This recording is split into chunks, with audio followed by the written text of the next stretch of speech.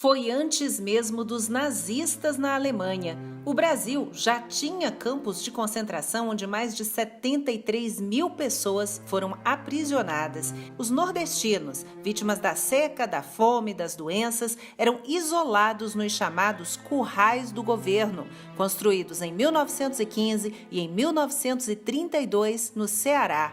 Nos anos 30, a capital, Fortaleza, passava por um grande processo de urbanização, que era a tendência no mundo naquela época, com belas praças, iluminação pública, ruas largas, avenidas limpas. E com a chegada dos retirantes que fugiam da seca no interior, a população passou, de repente, de 20 mil para cerca de 130 mil pessoas.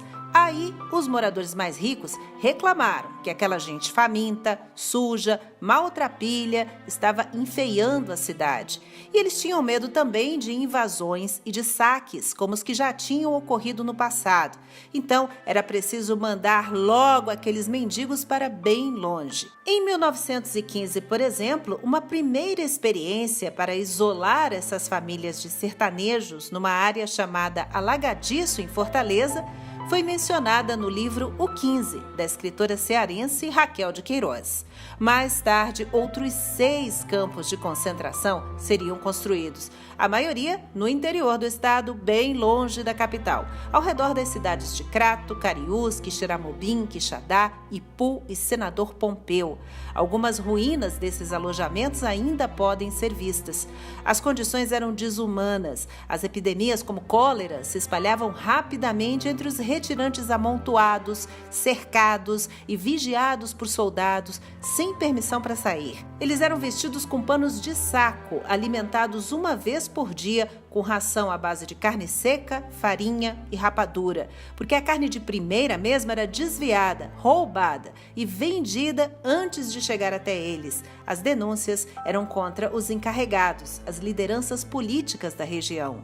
E muita gente acabou morrendo de fome, de doença, de fraqueza mesmo. Os cadáveres eram jogados em valas abertas, valas comuns, porque não dava tempo nem de cavar uma sepultura decente para cada um. E a estimativa é de que só em Senador Pompeu, no campo de concentração do Patu, mais de 2.000 pessoas morreram.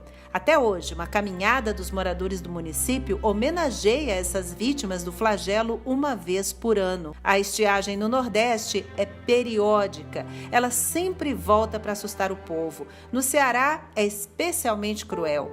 Em 1877, ou seja, no fim do século XIX, na chamada Grande Seca, 1/3 da população do estado foi dizimada. Essas imagens aí de crianças famintas e esqueléticas foram exibidas no Brasil e no mundo na época e causaram escândalo. O imperador, Dom Pedro II, prometeu que venderia até a última pedra da coroa para combater o problema. E começou aí a construção dos açudes e a migração dos nordestinos. Milhares foram para a Amazônia servir de mão de obra na extração da borracha. A cada nova estiagem, o governo então criava frentes de obras. Muitos sertanejos foram empregados, por exemplo, na abertura da estrada de ferro de Baturité, no Ceará. E alguns flagelados da seca foram enviados até para lutar na Revolução de 1932 em São Paulo. Os campos de concentração agora já fazem parte do passado. Um passado sombrio do Brasil, mas a promessa de políticas públicas, de trabalho e de assistência ainda está longe de resolver o problema. E é isso. Até a próxima com mais uma história.